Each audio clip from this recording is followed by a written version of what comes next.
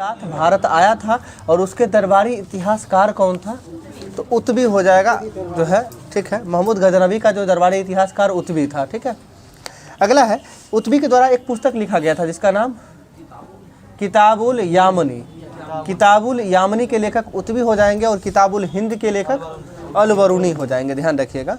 तो ये स्टार्टिंग में जिस समय हम लोग पिछले बार मेंस के टाइम में जो है बड़ी कन्फ्यूजन होता था, किताबुल यामनी पहली बार सेट में आया था, लगभग लोग का गलती होगा। तो ये ध्यान रखिएगा, किताबुल यामनी के लेखक उत्बी हो जाएंगे और किताबुल हिंद के लेखक अलबरनी। और ये भी कन्फ्यूजन करके आ जाता है कि महमूद गजनवी के दरबारी इतिहासकार कौन थे, तो सब तो इतिहासकार ही हैं, ठीक है। अलबरनी आपको ऑप्शन में दिखेगा, उत्बी दिखेगा, फारूकी इस तरह का बहुत सारा ऑप्शन दिखेगा, लेकिन तो ये ध्यान रखना है कि दरबारी इतिहासकार कौन होंगे? उत्बी होंगे। अगला क्वेश्चन, दिल्ली सल्तनत का जो है राज्य का विस्तार किस शासक के समय में सबसे अधिक हुआ था?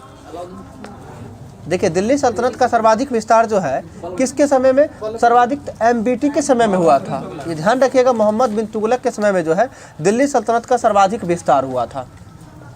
और ये सर्वाधिक विस्तार के साथ साथ ये भी ध्यान रखिएगा, मोहम्मद बिन तुगलक को जो है रक्त पिपासु शासक के उपनाम से भी जाना जाता है, या फिर पागल या सनकी शासक के नाम से भी जाना जाता है। और दिल्ली सल्तनत का सबसे विद्वान शासक कौन था? तो मोहम्मद बिन तुगलक ही था, इतना ध्यान रखिएगा। और मोहम्मद बिन तुगलक को जो है मनियारों का राजकुमार जो है, मनियारों का राजकुमार किस शासक को कहा जाता है? मोहम्मद बिन तुगलक को ही कहा जाता है मनियारों का राजकुमार, ठीक है। अगला है, किस मुगल शासक के समय में जो है मुगल साम्राज्य का सर्वाधिक विस्तार हुआ था? ये बताइएगा, किस मुगल शासक के काल में जो है सर्वाधिक मुगल साम्राज्य का विस्तार हुआ था? तो वो औरंगजेब के काल में हुआ था। औरंगजेब के काल में बताइएगा। हिंदी साहित्य का स्वर्ण युग किसके शासनकाल को कहा जाता है? तो अकबर के शासनकाल को कहा जाता है। बताइए, अनुवाद विभाग का स्थापना किसके द्वारा किया गया था? अकबर के द्वारा। बताइए, एकमात्र ऐसा मुस्लिम शासक जिसे जो है बदायूनी के द्वारा इस्लाम विरोधी कहा गया है, तो अकबर को ही इस्लाम विरोधी शासक के नाम से भी जाना जाता है। अगला बताइए, हजारा राम मंदिर जो है किस विजयनगर शासक के काल में बना था? हजारा राम मंदिर या फिर विट्ठल स्वामी मंदिर जो है ये किस शासक के द्वारा बनवाया गया था? तो ये कृष्णदेव राय हो जाएगा, कृष्णदेव राय के द्वारा बनवाया गया था। और कृष्णदेव राय का जो है संबंध किस वंश से था? कृष्णदेव राय का संबंध किस वंश से था? तो विजयनगर साम्राज्य में टोटल 4 वंश था। चारों वंश में पहला वंश कौन था? संगम, दूसरा सालुब, तीसरा तुलुब और चौथा अराबीडू। तो इसको एक क्रम में ये भी याद रखना है, संगम, सालुब, तुलुब, अराबीडू। और ये चारों वंश में से जो है विजयनगर साम्राज्य के कृष्णदेव राय बहुत फेमस शासक थे, और फेमस थे तो किस वंश का था ये बताना है। गलत हो गया, तुलुब वंश के ये महान शासक थे। ध्यान रखना, किस वंश के शासक थे? ये तुलुब वंश के शासक थे, ठीक है। और संगम वंश बताइए, चारों वंश के संस्थापक एक बार बता दीजिएगा। संगम वंश के संस्थापक कौन हो जाएंगे? हरिहर बुक्का हो जाएंगे, सही है। अपने पिता के नाम पे जो है संगम के नाम पे जो है संगम वंश का स्थापना किया था। दूसरा चीज है, दूसरे वंश जो है संगम के बाद सालुब वंश के संस्थापक क्या हुआ? सालुब वंश के संस्थापक जो है सालुब नरसिंह होंगे, सही है, सालुब नरसिंह। और तुलुब वंश के संस्थापक कौन होंगे? वीर नरसिंह होंगे। और चौथा अराबीडू वंश के संस्थापक कौन होंगे? तिरुमल होंगे। अराबीडू के संस्थापक कौन? तिरुमल। और इसकी राजधानी कहाँ था? तो पेनुकोंडा। अराबीडू का राजधानी पेनुकोंडा। देखिए, ये बहुत इंपॉर्टेंट पॉइंट है। आप लोग लगता है यूट्यूब वाला वीडियो नहीं देखते हैं सभी लोग। परसों का टॉपिक ही था विजयनगर साम्राज्य, और विजयनगर साम्राज्य से रिलेटेड जितना भी क्वेश्चन था लगभग सारा क्वेश्चन उसमें कंप्लीट था। तो एक बार कोशिश करिए, आप जो पढ़ रहे हैं 1-2 बार देखिएगा, यदि कहीं सुनने को मिलेगा आसानी से याद हो जाएगा, ठीक है। और ये सब ऐसा टॉपिक है जो एग्जाम के दृष्टिकोण से बहुत इंपॉर्टेंट है।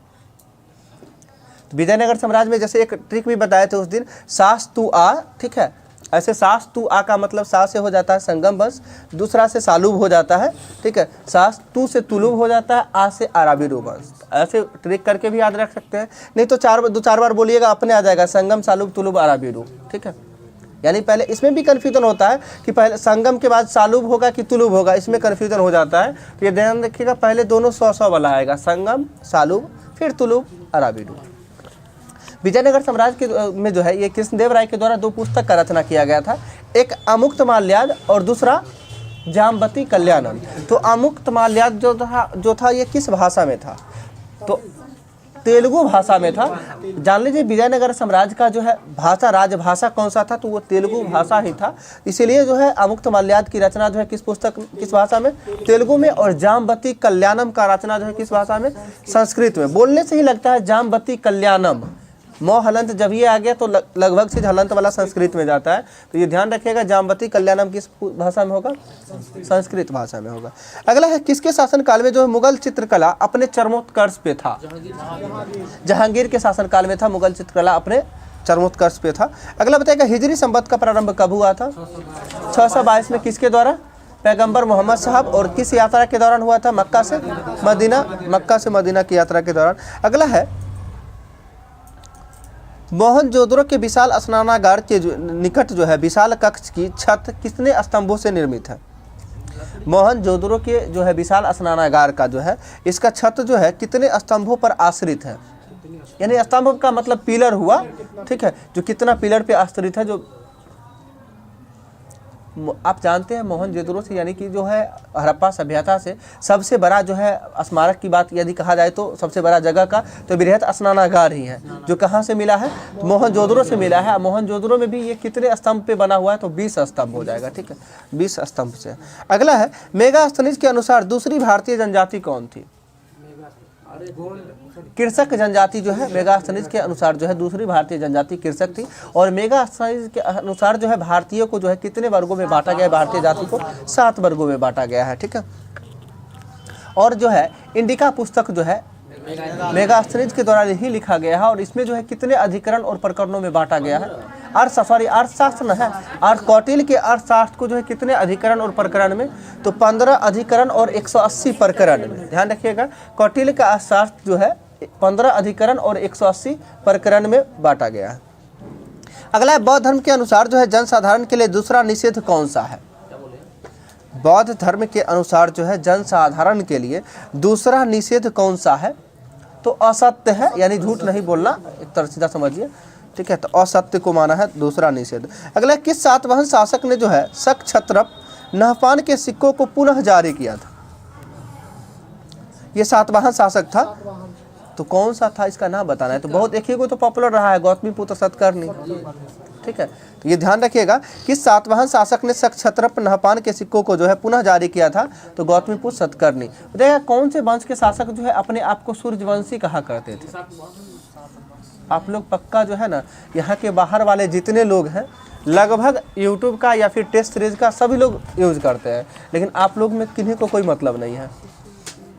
बता रहे, कल के जो परसों टेस्ट सीरीज अभी भी लाइव है, जिस समय एप्लीकेशन पे जाएंगे वहाँ पे टेस्ट मिल जाएगी, ठीक है। उसमें एक बीच में ही ये क्वेश्चन था और एग्जाम में कई बार पूछा गया, हमें लगता है यहाँ के टेस्ट में भी जरूर आया होगा, लुसेंट में भी है हेडलाइन में ये, किस वंश के शासक अपने आप को सूर्यवंशी कहते हैं, तो सिसोदिया वंश के। आज जाइएगा, कल वाला डिस्कशन का वीडियो सभी लोग देखिएगा, ठीक है। सिसोदिया वंश के शासक जो है अपने आप को सूर्यवंशी कहते हैं। अगला बताइएगा, सर्वप्रथम किस उपनिषद में ब्रह्मचर्य, गृहस्थ, वानप्रस्थ एवं संन्यास आदि 4 आश्रमों का उल्लेख मिलता है। तो किस उपनिषद में जो है चारों आश्रमों का उल्लेख मिलता है, तो जवालोपनिषद हो जाएगा। जवालोपनिषद में जो है चारों आश्रमों का उल्लेख मिलता है। अगला है, संगम काल के किस साहित्य से जो है संगम कालीन चित्रकला के विकास की जानकारी मिलती है। मणि मैखले हो जाएगा। मणि मैखले के लेखक है शीतले सतनार, ठीक है, ध्यान रखिएगा। मणि मैखले के लेखक कौन है, शीतले सतनार, ठीक है। और ये मणि मैखले पुस्तक से जो है संगम कालीन चित्रकला के बारे में जानकारी मिलती है।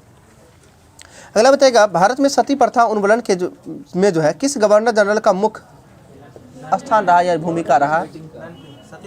सती प्रथा William Bentinck, Lord William Bentinck हो जाएगा, जो सती प्रथा का अंत राजा राम मोहन राय के प्रयास से 1829 में, ध्यान रखिएगा, सती प्रथा का अंत जो है राजा राम मोहन राय के प्रयास से 1829 में किया गया था। और उस समय भारत के जो है governor general Lord William Bentinck हो जाएंगे, जो 1833 के अधिनियम के तहत जो है भारत के गवर्नर जनरल बनने वाले व्यक्ति थे ये। इससे पहले क्या था, बंगाल का गवर्नर जनरल था ना। बंगाल के गवर्नर जनरल को भारत का गवर्नर जनरल कब बनाया गया था, किस एक्ट के तहत, तो 1833 के एक्ट के तहत। और 1828 से लेकर 1835 तक कौन रहे हैं, लॉर्ड विलियम बेंटिक ही रहे हैं, ठीक है। इसी में जो है 1828 में सभी जानते हैं ब्रह्म समाज की स्थापना किसके द्वारा किया गया है? राजा राम मोहन राय के द्वारा किया गया। इसके साथ साथ ही 1815 में जो है राजा राम मोहन राय के द्वारा आत्मीय सभा का स्थापना किया गया है। आत्मीय सभा का स्थापना कब? 1815 में किसके द्वारा? राजा राम मोहन राय के द्वारा। और आगे चलकर जो है आत्मीय सभा का ही नाम बदलकर ब्रह्म समाज जो है किसके द्वारा किया गया? राजा राम मोहन राय के द्वारा।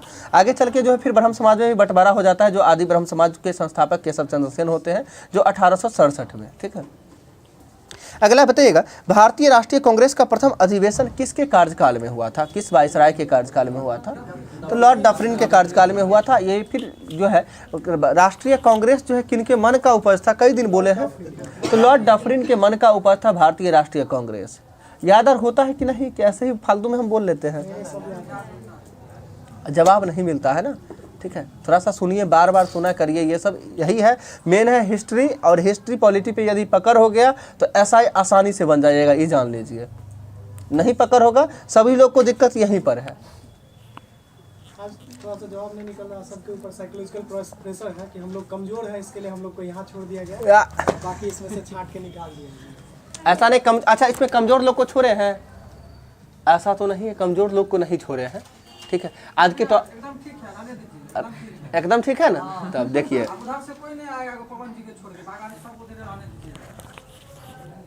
पवन जी इधर आएंगे ठीक रहेगा। पवन जी इधर आना चाहेंगे ना, तुमको आने दीजिएगा, बांग्लादेश किसी को नहीं आने दीजिएगा। अच्छा, कोई बात नहीं, कम रहता है ना। देखिए, हम जानते हैं बैच को जो थोड़ा सिस्टमेटिक ढंग से करना जरूरी था, क्योंकि होता कि एक जगह जो है सभी अच्छे स्टूडेंट ही रहेंगे, तो जो कमज़ोर होते हैं ना वो उन पे कोई असर नहीं पड़ेगा, तो उनका तैयारी इंक्रीजे नहीं करेगा। इसलिए नहीं करेगा कि वो हमेशा डिमोशन में रह जाएंगे, देखने में यही लगेगा कि चलो नहीं। तो यहाँ पे आपके बीच में जो है बहुत अच्छे अच्छे स्टूडेंट हैं जो मेंस से छट के आए, फिर मेंस से नहीं समझिए मेरिट से छट के आए हैं, ऐसे लोग भी हैं।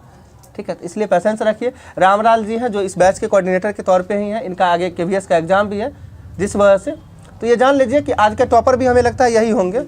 ठीक है, कल भी यही थे, तो ऐसा नहीं है कि टॉपर को छट के उधर रख दिए है। ठीक, कम इसलिए कर दिए कि देखिए कम है तो अभी सभी लोग शांति से हैं, ज़्यादा लोग हो जाते हैं पता चलता है पीछे तक रहते हैं, पीछे आवाज़ बात करते रहते हैं, तो कॉन्शस नहीं हो पाते हैं।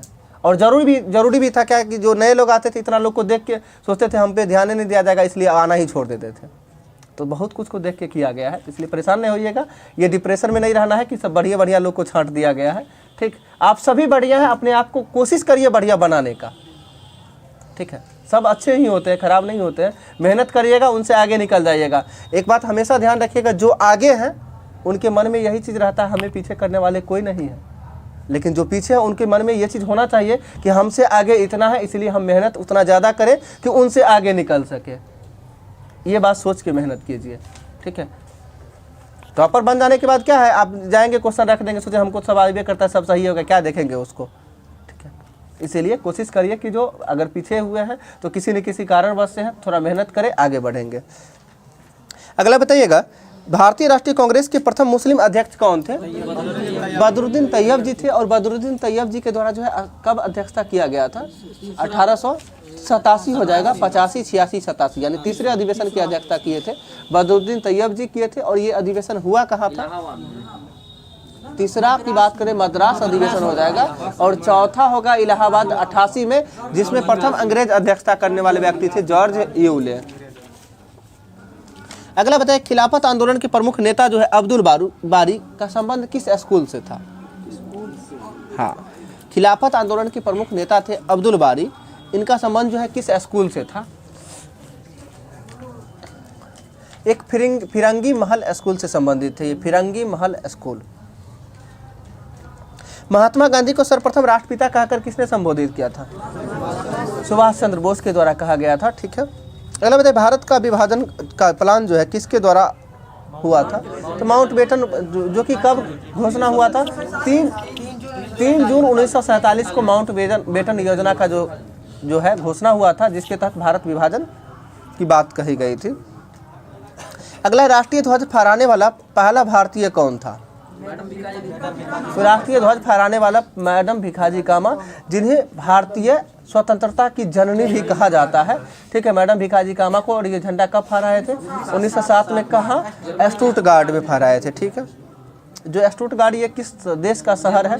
जर्मनी का शहर है। ठीक है, अगला है जालियांवाला बाग हत्याकांड के दोषी में जो है जनरल डायर की हत्या किसके द्वारा? उधम सिंह के द्वारा। कब? 1940 में। ठीक है, अगला बताइएगा नौसेना विद्रोह कब हुआ था? 1946 में हुआ था नौसेना विद्रोह, और इसके नेतृत्वकर्ता कौन थे? एमएस खान नौसेना विद्रोह 1946 में हुआ था। इसके नेतृत्वकर्ता एमएस खान के साथ साथ मदन सिंह थे, 2 व्यक्ति थे, एमएस खान एवं मदन सिंह। अगला है भारतीय संविधान की 12वीं अनुसूची का संबंध जो है किससे है? नगर पालिकाओं से संबंधित है, और ये जो इसमें कुल कितना विषय है? 18 विषय है। और 11वीं अनुसूची का संबंध पंचायती राज से, और इसमें विषयों की संख्या 29 हो जाएगा। ठीक है, अगला प्रश्न बताएगा यदि भारत संघ को जो है एक नए राज्य का सृजन करना हो तो संविधान की किस अनुसूचियों में संशोधन अनिवार्य है? तो पहली अनुसूची में, यानी कहने का मतलब किसी भी राज्य का निर्माण यदि करेंगे तो किस अनुसूची में संशोधन करना अनिवार्य होगा? तो पहला अनुसूची में, क्योंकि पहले अनुसूची में आप जानते हैं क्या है? नहीं, राज्य एवं उसके जो है राज्य एवं संघ राज्य क्षेत्र, उसके नामों का उल्लेख मिलता है, तो पहला अनुसूची में। तो जब उसमें संशोधन नहीं करेंगे तो फिर उसका नाम इंक्लूड कैसे करेंगे? तो यह ध्यान रखिएगा, संशोधन जब यदि कोई राज्य बनेगा तो पहला अनुसूची में संशोधन करना अनिवार्य है। अगला है संविधान का जो है संविधान सभा का चुनाव किस आधार पर हुआ था? तो ये वर्गीय मताधिकार का आधार था, वर्गीय मताधिकार का, जो कि कितने आबादी पर एक सीट था? 10 लाख पर एक सीट था। ठीक है, अगला बताइए संविधान सभा के लिए जो है चुनाव कब संपन्न हुआ था? 1946 में। 1946 में चुनाव संपन्न हुआ था। अगला बताइए भारतीय संविधान का प्रथम अधिवेशन कब हुआ था? 9 दिसंबर 1946 को हुआ था प्रथम अधिवेशन। अगला संविधान सभा का जो है प्रथम अधिवेशन हुआ कहाँ था? दिल्ली में। और इसमें कुल कितने लोग भाग लिए थे? हाँ, हम कितना दिन बताए हैं। कांग्रेस के प्रथम अधिवेशन में 72 लोग भाग लिए थे। महात्मा गांधी के सविनय अवज्ञा आंदोलन में जो है कितना लोग भाग लिए थे? तो 78 + 1 यानी टोटल 79 था। महात्मा गांधी को लगाकर 79, ऐसे 78 अनुयायी। एग्जाम में ऐसे क्वेश्चन रहता है कि महात्मा गांधी ने अपने कुल कितने अनुयायियों के साथ जो है सविनय अवज्ञा आंदोलन जो है किए थे? तो हाँ, स्टार्ट किए थे। तो आपको ये ध्यान रखना है 78 अनुयायियों, ये कंफ्यूज करके 79 नहीं करना है। अगर महात्मा गांधी कितने अनुयायियों के साथ, तो 78 अनुयायी थे, एक तो महात्मा गांधी थे, तो टोटल व्यक्ति अगर पूछा जाए उस आंदोलन में कितने व्यक्ति थे तो 79 हो जाएगा। ठीक है, और अभी था भारतीय राष्ट्रीय कांग्रेस के ये संविधान सभा का प्रथम बैठक में कुल कितने लोग भाग लिए थे? 211 लोग भाग लिए थे। उसमें महिलाओं की संख्या कितना था? तो मात्र 9 महिलाएं थी। ठीक है, और संविधान सभा में कुल महिलाओं की संख्या कितना थी? तो 15 महिलाएं थी। ठीक है, प्रथम बैठक में 9, टोटल 211। अगला जो है संविधान सभा के उद्घाटन की अधिवेशन की अध्यक्षता सच्चिदानंद सिन्हा के द्वारा किया गया था, और उद्घाटन अधिवेशन की अध्यक्षता सच्चिदानंद सिन्हा, बट इसके उपाध्यक्ष जो है किसे चुना गया था? फ्रैंको एंथोनी को प्रथम उपाध्यक्ष के रूप में चुना गया था। चुना नहीं, मनोनीत किया गया था। जो कि किस व्यक्ति के द्वारा मनोनीत किया गया था? तो जो अध्यक्ष मनोनीत करता है उपाध्यक्ष को, सीधा समझिएगा, तो सच्चिदानंद सिन्हा के द्वारा जो है फ्रैंको एंथोनी को उपाध्यक्ष के रूप में मनोनीत किया गया था। बट आगे चल के जो है संविधान सभा का अस्थायी अध्यक्ष कौन हुए? डॉक्टर राजेंद्र प्रसाद, जो कि दूसरे अधिवेशन जो 11 दिसंबर दूसरे बैठक में 11 दिसंबर 1946 को। और इसके साथ साथ ही संविधान सभा के उपाध्यक्ष के रूप में किसे जाना जाता है? SC मुखर्जी, यानी हरीशचंद्र मुखर्जी हो जाएंगे। ठीक है, बताइए भारत का सॉलिसिटर जनरल होता है, इसका पद किसके लिए होता है? सॉलिसिटर जनरल का ये ऑप्शन बेसिस आ जाता है। तो सॉलिसिटर जनरल जो होता है भारत का एक प्रशासनिक अधिकारी होता है। सॉलिसिटर जनरल क्या होता है? भारत का एक प्रशासनिक अधिकारी होता है। अगला बताइएगा वह कौन सा अधिकारी है जो भारत सरकार के वित्तीय लेन देनों को लेखाकरण के लिए जो है जिम्मेदार होता है, यानी नियंत्रण करता है? तो नियंत्रक एवं लेखा परीक्षक होता है। ठीक है जी, कि कैग, हाँ कैग हो जाएगा। अगला जो है लेखा परीक्षण का मुख्य उद्देश्य जो है किसके व्यय पर नियंत्रण करना होता है? तो कार्यपालिका के द्वारा जो जितने भी खर्च किए जाते हैं उस पर नियंत्रण करना जो काम होता है वो नियंत्रक एवं महालेखा परीक्षक का होता है। और ये कैग का रिपोर्ट जो है किसे सौंपा जाता है? लोक लेखा समिति को सौंपा जाता है। और इसलिए लोक लेखा समिति का काम होता है कि कैग जो रिपोर्ट तैयार करके दिया है क्या वो सही है कि नहीं। ठीक है, तो इसलिए जो है तो लोक लेखा समिति को अस्थायी मितव्ययता समिति भी कहा जाता है। और मितव्ययता का मतलब जानते हैं क्या होता है? कंजूस होता है ना। मितव्ययता जो है इसका मतलब कंजूस होता है। और कंजूस सीधा समझिए, मतलब कंजूसी करना कहने का मतलब क्या है? जो ज़रूरत का खर्च है, कंजूस उसे नहीं कहा जाता है जो ज़रूरत के खर्च को ना करे, जो जरूरत के खर्च को भी नहीं करने वाले व्यक्ति उसे कहा जाता है। और इसलिए यहाँ पे अस्थाई मितव्ययता समिति इसलिए लोक लेखा समिति को कहा जाता है, क्योंकि जो एक्स्ट्रा खर्च किया गया है उस खर्च को बंद किया जाए। ये एक्स्ट्रा खर्च क्यों हुआ, कहाँ हुआ, ठीक है। और लोक लेखा समिति में कुल कितने सदस्य होते हैं? 22 सदस्य होते हैं, जो कि 15 जो उच्च न्यायालय के न्यायाधीश की तरह होता है। जैसे उच्च न्यायालय के न्यायाधीश को हटाते हैं उसी तरह से जो है कैग को भी हटाया जाता है। और जो कि उच्च न्यायालय के न्यायाधीशों को हटाने के लिए जो है संसद के दोनों सदनों से 2/3 बहुमत प्राप्त होना चाहिए। उसी तरह से कैग को हटाने के लिए भी 2/3 बहुमत के साथ ही। अगला बताइएगा, किस द्वीप को प्रशांत महासागर का चौराहा कहा जाता है? हवाई द्वीप को जो है प्रशांत महासागर का चौराहा कहा जाता है, ठीक है। अगला, विश्व की सर्वाधिक ऊंची सड़क लेह मनाली मार्ग किस दर्रे से होकर गुजरती है? रोहतांग दर्रे से होकर गुजरती है लेह मनाली मार्ग। और रोहतांग दर्रा किस राज्य में है? आप लोग नहीं पढ़ते यार हैं।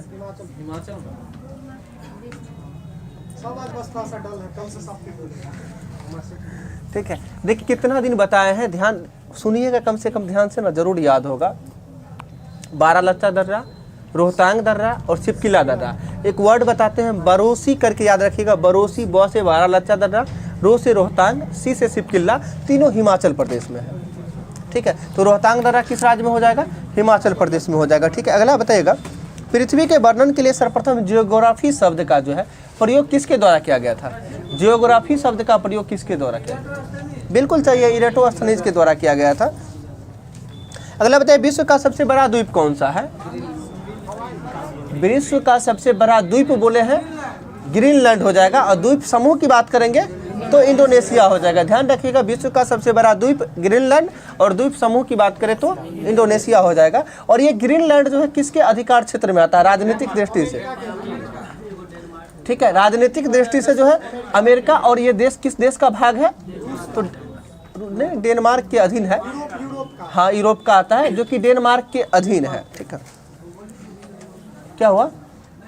भौगोलिक स्थिति डेनमार्क हो जाएगा ना, ठीक है, क्योंकि डेनमार्क के अधीन है। ये क्वेश्चन पूछा हुआ था बीपीएससी में कि जो ये जो है क्या, हाँ, जो नहीं ग्रीनलैंड द्वीप जो है ये किस देश के अधिकार क्षेत्र में आता है? तो डेनमार्क के अधीन है। अगला बताइएगा, भारत में कुल वनों का लगभग कितना प्रतिशत शीतोष्ण वन है? 7% हो जाएगा, ठीक है। बताइएगा जो है एक खाद्य श्रृंखला में कौन से जीव जो है अपघटक होते हैं? तो अपघटक जान लीजिए, जीवाणु को अपघटक के रूप में जाना जाता है। जीवाणु के साथ साथ कवक भी जो है ये भी अपघटक है। कवक भी देखते हैं ना, गोबर पे उगता है ना, ठीक है। तो इसीलिए कवक वो भी गोबर को अपघटित करने का काम करता है। इसलिए ध्यान रखिएगा, जीवाणु के साथ साथ कवक जो है अपघटक वर्ग में आते हैं। नहीं, देखिए उसमें याद रखिएगा, जो भी सब बताते हैं, जो भी सब्जी है ना जिसमें बीज होता है ना, फल आ जाता है। फल में मान लीजिए, जैसे टमाटर फल आता है, हाँ, ये सब पूछा हुआ। फल, हाँ, शकरकंद कहने का मतलब वो आलू का जो दूसरा रूप है ना, कंद जो होता है ना, हाँ,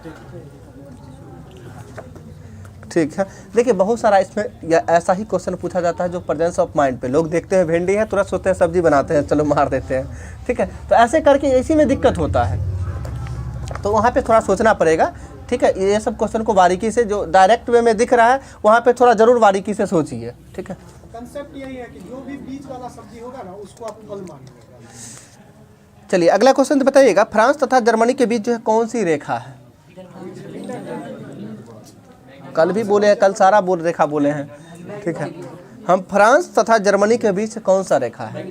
मैगिनॉट रेखा है, मैगिनॉट रेखा है। और मेन रहीम रेखा बताइएगा, रूस और फिनलैंड के बीच जो है मेन रहीम रेखा है। इसके बाद बताइएगा हिंडनबर्ग रेखा किस किस के बीच है? जर्मनी और पोलैंड के बीच हिंडनबर्ग रेखा है। और जर्मनी पोलैंड के बीच हिंडनबर्ग को ही ऑर्डरनिस कहा जाता है, ऑर्डरनिस रेखा भी कहा जाता है, जर्मनी पोलैंड के बीच है, ठीक है। और इसके साथ साथ जो भारत और अफगानिस्तान के बीच कौन सा रेखा है? जो कि अब पाकिस्तान अफगानिस्तान हो गया है, ठीक है। तो कौन सा रेखा हो जाएगा? डुरांड रेखा हो जाएगा। भारत पाकिस्तान के बीच कौन सा है? रेड क्लिफ रेखा है। रेड क्लिफ रेखा का निर्धारण कब हुआ था? 1947, 15 अगस्त 1947 को हुआ था। और इसके साथ साथ मैकमोहन रेखा किस किस देश के बीच है? भारत और चीन के बीच है। और इसका निर्धारण कब हुआ था?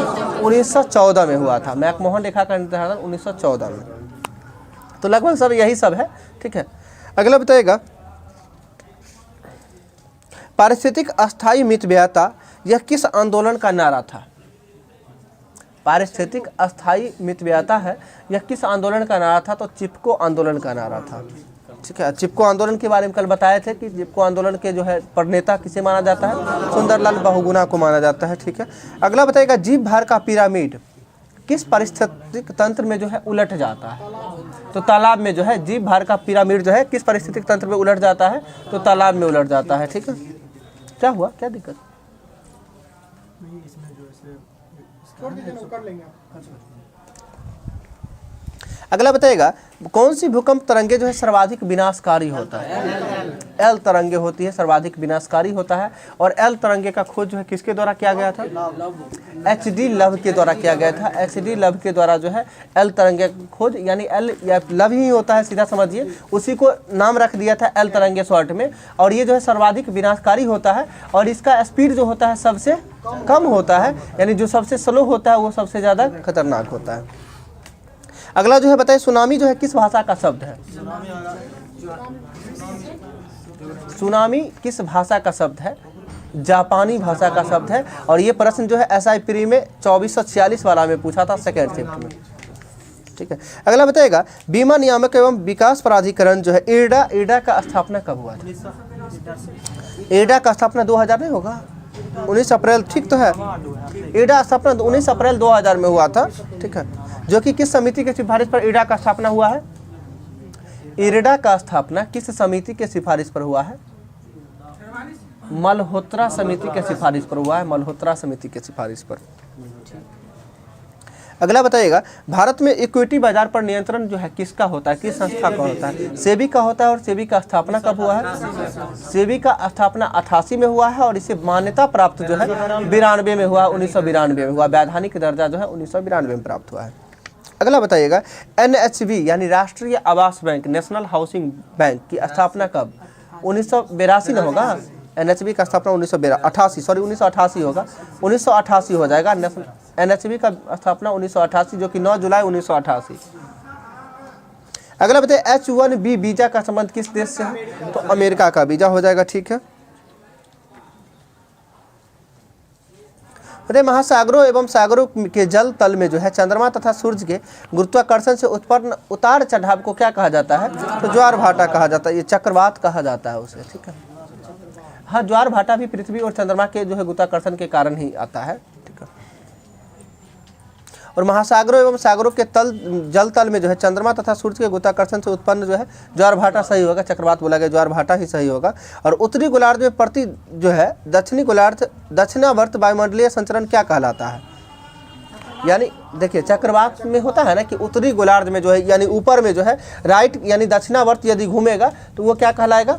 चक्रवात होता है। और प्रति चक्रवात में क्या होता है? उल्टा हो जाता है। ठीक है, वामावर्त बोलते हैं। अगला बताएगा, विश्व दुग्ध दिवस किस तिथि को मनाया जाता है? 1 जून या जुलाई? 1 जून को जो है प्रतिवर्ष दुग्ध दिवस मनाया जाता है। और 1 जुलाई को GST दिवस के साथ साथ डॉक्टर्स डे भी ना, 1 जुलाई को ही है ना डॉक्टर्स डे। और इसके साथ साथ SBI का स्थापना दिवस 1 जुलाई ही होगा। दुग्ध दिवस 1 जून हो जाएगा, बाकी जुलाई में बताया डॉक्टर्स डे हो जाएगा। इसके साथ साथ SBI का स्थापना दिवस हो जाएगा, GST का स्थापना दिवस भी हो जाएगा 1 जुलाई। अगला बताइएगा, किन्हीं दो पक्षों के बीच जो है लिखित आर्थिक समझौते के लिए जो है किस शब्द का प्रयोग किया जाता है? तो हम सभी जानते हैं, नहीं कहा जाता है किसी दो पक्ष के बीच समझौता जो होता है ना, अगर उसका लिखित समझौता होता है तो कहता नहीं है कि बॉन्ड पेपर बना लीजिए, हिंदी में बंध पत्र कहा जाता है। तो ये ध्यान रखिएगा, बॉन्ड पेपर यानी बंध पत्र। अगला बताइएगा, यदि घाटे के बजट को करेंसी नोट छापकर पूरा किया जाए तो इसका परिणाम क्या होगा? अगर मुद्रास्फीति हो जाएगा ना, इसका मतलब क्या होगा? अगर घाटा में चल रहा है बजट की स्थिति, उसको नोट छाप के यदि हम कर रहे हैं उसको भरपाई, तो मुद्रास्फीति हो जाएगा, यानी मुद्रा का वैल्यू ही गिर जाएगा। ठीक है, अगला बताइए, जीव विज्ञान की वह शाखा जिसके अंतर्गत जीवधारियों और उनके वातावरण के पारस्परिक संबंधों का अध्ययन किया जाता है उसे पारिस्थितिक कहा जाता है, पारिस्थितिकी कहा जाता है। तो भाग्यश्री थिप्से का संबंध किस खेल से है? बहुत पॉपुलर खिलाड़ी है, शतरंज सही है। भाग्यश्री थिप्से का संबंध जो है शतरंज से हो जाएगा। देखिए किंग्स कप का संबंध किस खेल से है? वायुयान रेसिंग। देखिए किंग्स कप जब ये बोलते हैं घुड़दौड़ आ जाता है मन में, ठीक है, ये ध्यान रखिएगा, वायुयान रेस से है किंग्स कप का संबंध। देखिए चूने की पुताई से उत्पन्न चमक किसके कारण होती है? कैल्शियम कार्बोनेट के कारण होती है। कैल्शियम कार्बोनेट के कारण होती है। जो चूने की पुताई यदि करते हैं तो चमक जो होता है कैल्शियम कार्बोनेट के कारण होता है। बताइए नींद का अध्ययन क्या कहलाता है? हिप्नोलॉजी कहलाता है नींद का अध्ययन। और स्वप्न का अध्ययन बताइएगा? ऑनिरोलॉजी होता है। स्वप्न का अध्ययन ऑनिरोलॉजी होता है। अगर याद करना हो तो देखिए जब नींद नहीं आता है ना, सीधा सीधा समझिए उस समय लोग ख्वाब देखता है, होता है ना कि सोच मन में आता है ना सोचने की हम ये करेंगे वो करेंगे, तो नींद नहीं। इससे ध्यान रखिएगा ऑनिरो बोलते हैं तो आनिंदो बोल सकते हैं। आनिंद मतलब समझ रहे हैं ना, आनिरोलॉजी। ऑनिरोलॉजी जो होता है वो सिर्फ स्वप्न का अध्ययन होता है। नींद का अध्ययन हिप्नोलॉजी होता है। मनुष्य की सुंदरता का अध्ययन बताइए कैलोलॉजी होता है। और वृद्धावस्था का अध्ययन क्या कहलाता है? तो जिरंटोलॉजी कहलाता है। वृद्धावस्था का अध्ययन जो है जिरंटोलॉजी कहलाता है। और इसके साथ साथ ये बताइएगा वृद्धावस्था को रोकने वाली दवा कौन सी है? सिस्टेरीन। ठीक है, वृद्धावस्था को रोकने वाली दवा जो है सिस्टेरीन हो जाएगी, सिस्टेरीन। ठीक है, अगला बताइएगा बिजली की घंटी में जो है विद्युत धारा के किस प्रभाव का उपयोग किया जाता है? तो चुंबकीय प्रभाव का उपयोग किया जाता है। विद्युत घंटी में किस प्रभाव का? तो चुंबकीय प्रभाव का। और विद्युत चुंबकीय प्रभाव का खोज सर्वप्रथम किसके द्वारा? ऑरस्टेड के द्वारा सर्वप्रथम किया गया था।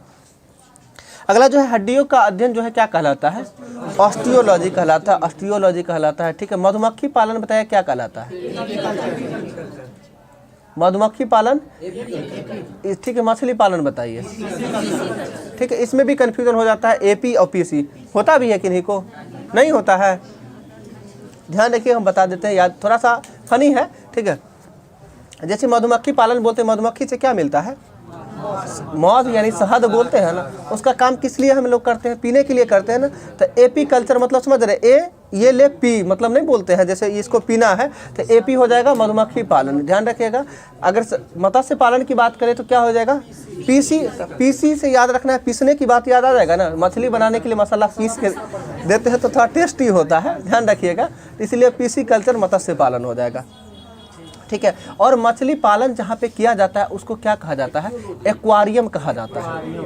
एक्वारियम कहा जाता है। ये इंग्लिश का वर्ड सब्स्टिट्यूशन भी है, एक्वारियम। ठीक है, अगला बताइएगा हृदय पेशियों को किस धमनी के द्वारा जो है रक्त पहुंचाया जाता है? क्या? कोरोनरी धमनी। ठीक है, ठीक, कोरोनरी धमनी के द्वारा जो हृदय पेशियों को जो है रक्त पहुंचाया जाता है। अगला बताइएगा ऑस्टियोमलेशिया जो है किस अंग का रोग है? तो हड्डी का रोग है, यानी कंकाल तंत्र से संबंधित रोग है ऑस्टियोमलेशिया। ठीक है, बताइए विटामिन का खोज जो है किसके द्वारा? फंक के द्वारा। कब किया गया था? 1911 में। ठीक है, बताइएगा विटामिन ए का खोजकर्ता मैकुलन हो जाएगा। विटामिन एक जो है ए का रासायनिक नाम बताना है क्या? तो विटामिन ए का रासायनिक नाम रेटिनॉल हो जाएगा। और विटामिन ए का सबसे अच्छा स्रोत कौन सा? ठीक है, गाजर हो जाएगा। ठीक है, हाँ। अगला बताइए विटामिन B1 का रासायनिक नाम? थायमिन हो जाएगा। B2 का रासायनिक नाम? राइबोफ्लेविन हो जाएगा। B2 का रासायनिक नाम राइबोफ्लेविन हो जाएगा। B3 बताइएगा। B3 नियासिन हो जाएगा। और B5 बताइएगा पेंटोथोनिक एसिड हो जाएगा। B6 बताइएगा पायरिडॉक्सिन B6 हो जाएगा। B7 बताइएगा बायोटिन हो जाएगा। ठीक है, BH विटामिन H बताइएगा। विटामिन H बोले हैं, हाँ, विटामिन H का रासायनिक नाम क्या होगा? बायोटिन होगा। और याद कैसे करना है इस बात को समझ लीजिएगा। विटामिन B7 बोले, ध्यान रखिएगा, विटामिन B7 तो B7 यानी 7वां स्थान हो गया। और H बोलते H का अल्फाबेटिकल 8वां होता है। लेकिन A तो अलग है ना, B1 B2 किया है तो A तो 7 1 8 हो जाता है ना।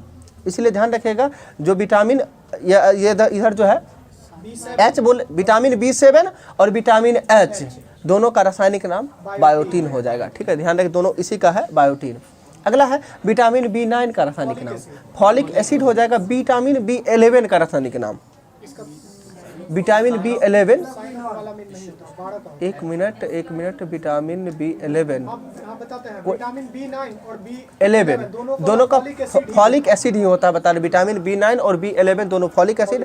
और इसके बाद विटामिन B12 जिसमें ये साइनोकोबालामिन हो जाएगा, और साइनोकोबालामिन यानी कोबाल्ट से ही बना है कोबालामिन। तो ध्यान रखिएगा, एग्जाम में पूछा गया ये क्वेश्चन है कि किस एकमात्र विटामिन में कोबाल्ट पाया जाता है, तो विटामिन B12 में पाया जाता है। ठीक है, विटामिन B12 में जो है कोबाल्ट पाया जाता है। देखा मछली के कॉड तेल जो है लीवर से कौन सा विटामिन पाया जाता है कॉड तेल में, तो विटामिन A और D दोनों देता है। ठीक है, तो कॉड तेल में जो है मछली कॉड तेल में A और D दोनों पाया जाता है। इसके साथ साथ बताएगा किस विटामिन को जो है ब्यूटी विटामिन के नाम से जाना जाता है, यानी विटामिन ई को जाना जाता है, ब्यूटी विटामिन ई को कहा जाता है।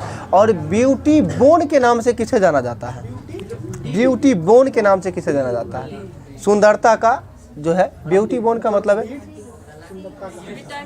कॉलर बोन होता है, कॉलर बोन होता है, इसे ब्यूटी बोन के नाम से जाना जाता है। कॉलर बोन ये होता है ना, ये हड्डी दोनों साइड से जो हंसिया का आकार का होता है, इसे ब्यूटी बोन के नाम से जाना जाता है। अगला बताएगा द्वितीय विश्व युद्ध में जो है अमेरिका के प्रवेश का तत्कालिक कारण क्या था।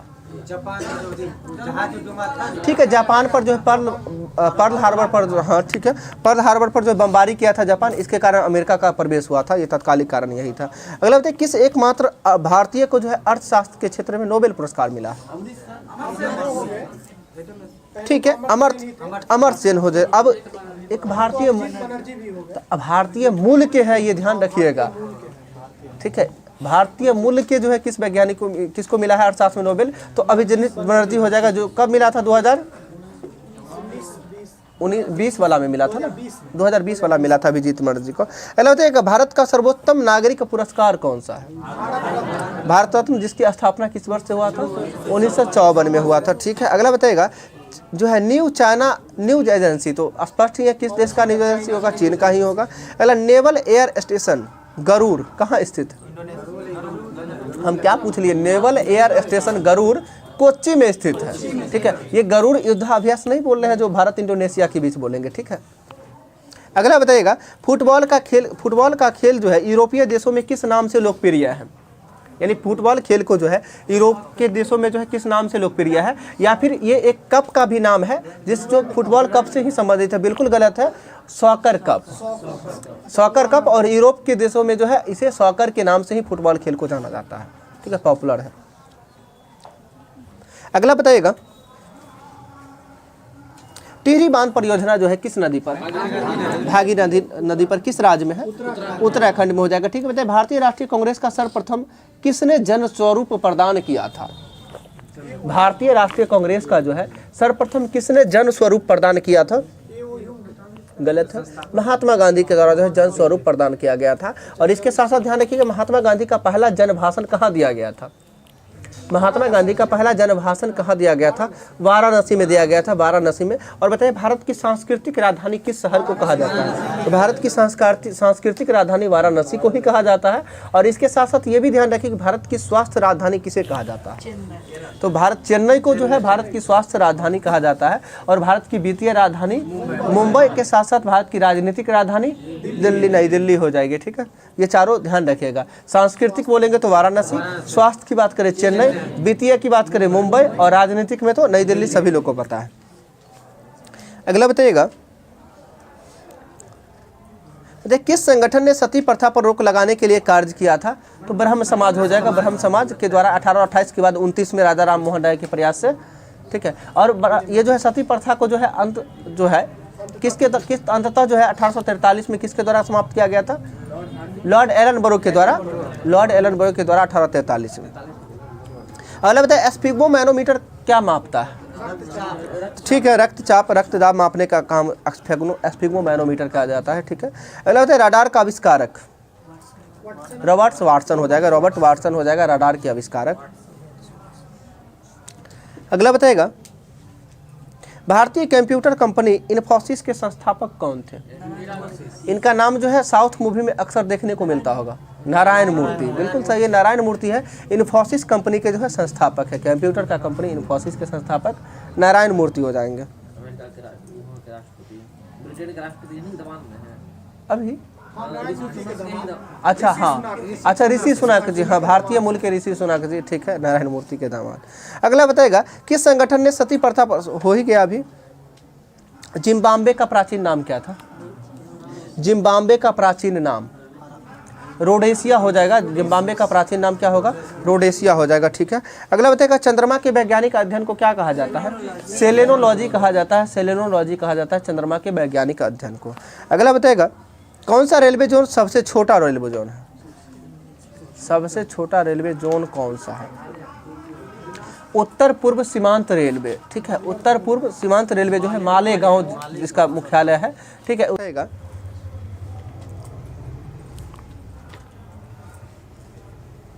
सरदार पटेल के नेतृत्व में जो है बारदोली आंदोलन कब हुआ था? देखिए ना, बहुत इतना पॉपुलर है, आप सभी जानते हैं। सरदार वल्लभ भाई पटेल को सरदार की उपाधि जो है बारदोली की महिलाओं के द्वारा दिया गया था। और ये बारदोली सत्याग्रह हुआ कब था? नहीं करते हैं तो क्या होगा? 1928 सही आंसर है, ठीक है। थोड़ा सा कॉन्फिडेंस लाइए, ऐसे में क्या होता है जिनको कॉन्फिडेंस रहता है वैसे में भी गड़बड़ा जाता है, ठीक है, ध्यान रखिए। 1928 हो जाएगा बारदोली सत्याग्रह। अगला बताएगा 20 फरवरी 1947 को जो है ब्रिटेन के तत्कालिक प्रधानमंत्री क्लेमेंट एटली ने जो है किस तिथि तक अंग्रेजों को जो है द्वारा भारत छोड़ देने की घोषणा की गई थी? कब तक जो है अंग्रेज भारत छोड़ देंगे? तो जून 1948 तक का लिया था। इटली का घोषणा था, बाद में जो है विंस्टन चर्चिल के बाद इटली आया था ना, तो इटली, हाँ, क्लेमेंट इटली यही कहा था कि हम जो है यदि हमें सपोर्ट किया जाए, अगर हमारी सरकार यदि बनती है तो हम भारत को स्वतंत्र कर देंगे। इसलिए भारतीयों के द्वारा जो है उस चुनाव में क्लेमेंट इटली का सपोर्ट किया गया था, ठीक है। और उसका कहना भी था कि जून 48 तक छोड़ देंगे, लेकिन उससे पहले ही इटली के घोषणा के तहत जो है क्या कहते हैं इसको, माउंटबेटन को जो है लॉर्ड बेबेल के जगह पे जो माउंटबेटन को भेजा गया था यहाँ, तो इसलिए भेजा गया था कि भारत को स्वतंत्रता के लिए ही। और इसीलिए माउंटबेटन प्लान भी कहा जाता है, जो भारत और पाकिस्तान के बीच विभाजन का जो प्लान था, माउंटबेटन योजना। अगला बताएगा मंत्रिमंडल का गठन कौन करता है? प्रधानमंत्री, ठीक है, मंत्रिमंडल का गठन प्रधानमंत्री करता है, यानी प्रधान। देखिए सबसे बड़ी बात है उसका काम राष्ट्रपति का होता है, लेकिन प्रधानमंत्री ही डिसाइड करता है कि कौन क्या मंत्री, कौन किसको कौन सा मंत्रालय देना है, क्योंकि लोकसभा के बहुमत दल का नेता ही प्रधानमंत्री बनता है। अगला बताएगा संविधान के किस अनुच्छेद में जो सिक्किम राज्य के संबंध में विशेष उपबंध प्राप्त है? 371 के चौ के अकॉर्डिंग है, 371 के चौ के अकॉर्डिंग जो है सिक्किम राज्य को जो है विशेष राज्य का दर्जा प्राप्त है। अगला है लोकसभा एवं राज्यसभा में जो है राष्ट्रपति द्वारा मनोनीत सदस्यों की कुल संख्या जो है कितनी होती है? ठीक है, अब हाँ दोनों में लोकसभा एवं राज्यसभा दोनों बोले तो 14, लेकिन अब 12 ही है, ठीक है। 2 को जो है खारिज करने की बात कही गई है, लेकिन पूर्णतः कहीं भी वैलिड रूप से नहीं आया है, ठीक है, ध्यान रखिएगा। अगला है किसी विधि के प्रश्न पर सर्वोच्च न्यायालय से परामर्श लेने का अधिकार किसके पास होती है? राष्ट्रपति के पास होता है। किस अनुच्छेद के अकॉर्डिंग होता है? 143 के अकॉर्डिंग होता है, 143। देखिए राज्यपाल जो है किसी विधेयक के लिए जो है राष्ट्रपति के लिए वो आरक्षित रख सकता है, किस अनुच्छेद के अकॉर्डिंग? राज्यपाल, सुन लीजिए, राज्यपाल किसी विधेयक को राष्ट्रपति की जो है स्वीकृति के लिए आरक्षित रख सकता है, यानी राष्ट्रपति के लिए आरक्षित रख सकता है। ये किस अनुच्छेद के अकॉर्डिंग? अनुच्छेद 200 के अकॉर्डिंग है, ठीक है। अभी बहुत सारा क्वेश्चन है, कल वाले क्लास में शाम में टेस्ट का डिस्कशन था, टेस्ट सीरीज का क्वेश्चन तो ग्रुप में गया है ना, वो भी नहीं देखे होंगे सभी लोग। क्या हुआ?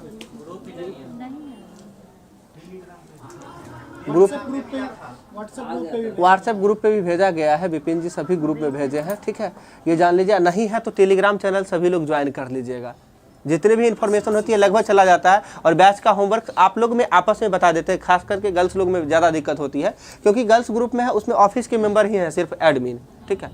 और होती क्या है कि सभी लोग बैच तो आते नहीं है जो होमवर्क उनको पता रहेगा, फिर किन्हीं को कॉल करेंगे तो होमवर्क लेंगे। कोई लोग गर्ल्स मैसेज यदि कर देते हैं कि इस बैच का होमवर्क हमें चाहिए, तो आप लोग में से किसी का होता है कि चलो हम भेज देते हैं, कोई लोग नहीं करते हैं ऐसा।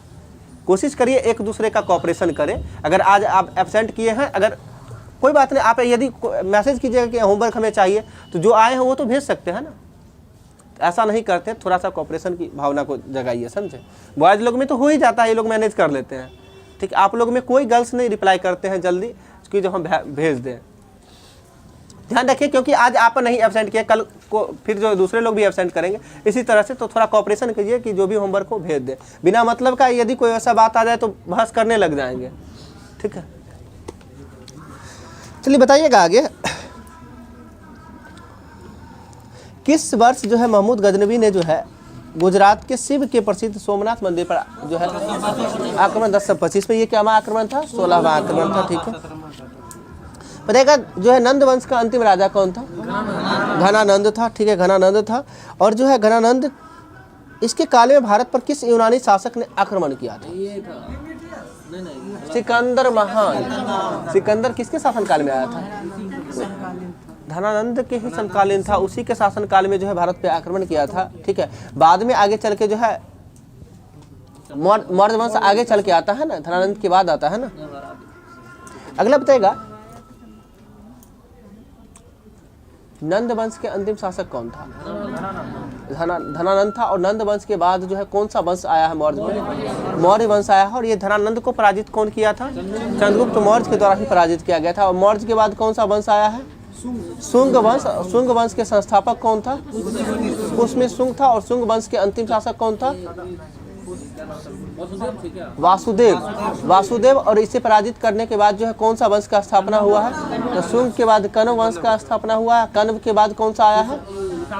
सातवाहन वंश आया है, ठीक है। पर सबसे पहले मगध पर कौन सा वंश? हर्यक वंश। और हर्यक वंश के संस्थापक बिंबिसार कब स्थापना किए थे? 544 बीसी में किए थे, ठीक है। 544 544, ठीक है, 544 बीसी में किए थे। हर्यक वंश के बाद कौन सा वंश आया है? हर्यक वंश के बाद शिशुनाग वंश, सही है, शिशुनाग वंश आया। शिशुनाग के बाद ठीक है नंद आया। नंद के बाद तो अभी सब बताए हैं, ठीक है। अगला बताइएगा राष्ट्रकूट वंश के संस्थापक दंतिदुर्ग हो जाएगा। और राष्ट्रकूट की राजधानी मान्यखेट हो जाएगी, मान्यखेट, ठीक है। अगला बताएगा शाहनामा के लेखक फिरदौसी हो जाएगा, ठीक है।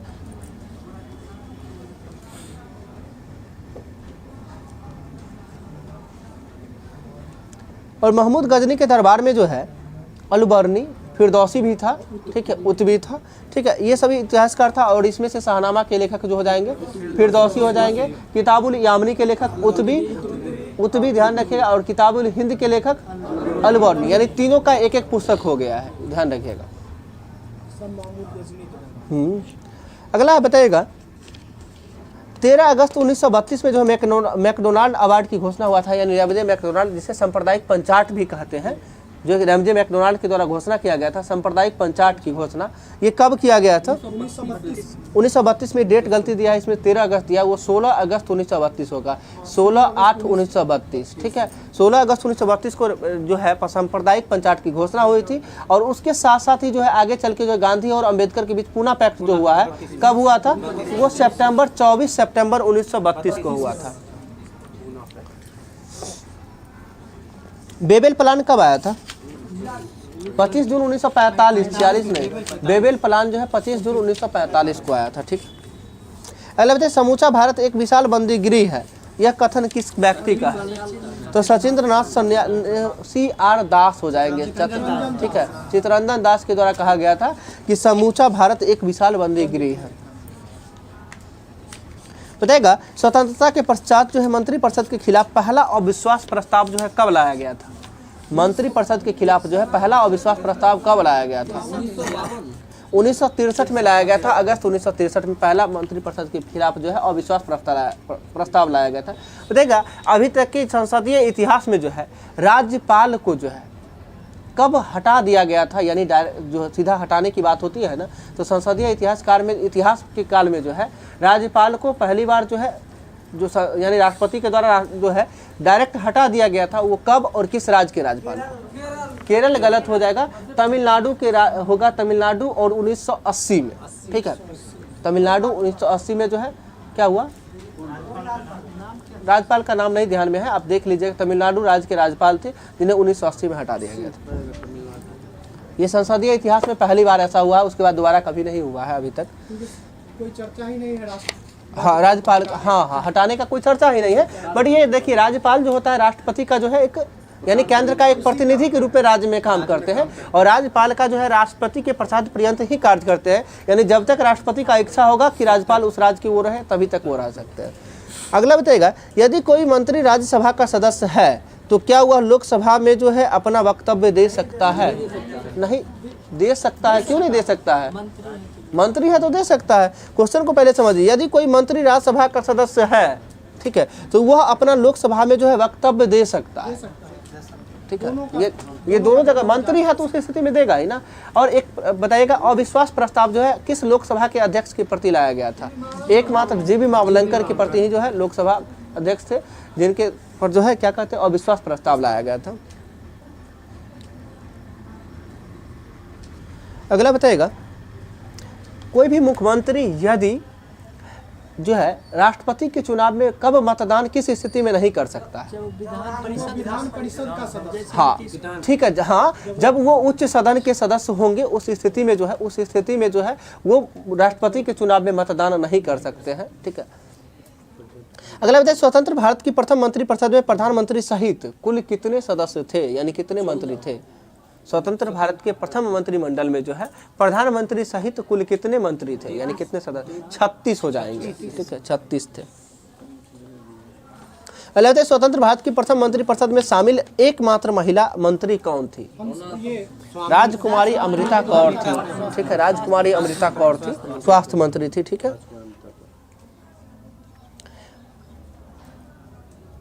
विश्व के वन्यजीव का कितने प्रतिशत भारत में पाए जाते हैं? विश्व में जितने भी वन्यजीव हैं का उसका कितना प्रतिशत भारत में पाया जाता है? 5%, ठीक है। कॉर्बेट राष्ट्रीय उद्यान, जिसे जिम कॉर्बेट राष्ट्रीय उद्यान, इसका पुराना नाम क्या था? हैली नेशनल पार्क था, ठीक है। हाँ, हैली नेशनल पार्क था, जो किस नदी से संबंधित है? रामगंगा नदी से संबंधित है। और इसका नया नाम क्या है वर्तमान में? रामगंगा नेशनल पार्क भी कर दिया है। हैली नेशनल पार्क से जिम कॉर्बेट और जिम कॉर्बेट से रामगंगा नेशनल पार्क। अगला बताएगा, ऊर्जा स्रोतों में कौन सा सर्वोत्तम पर्यावरण अनुकूल होता है? तो सौर ऊर्जा होता है, पर्यावरण के लिए सबसे अधिक अनुकूल होता है। रहने देते हैं आज के लिए इतना ही, ठीक है।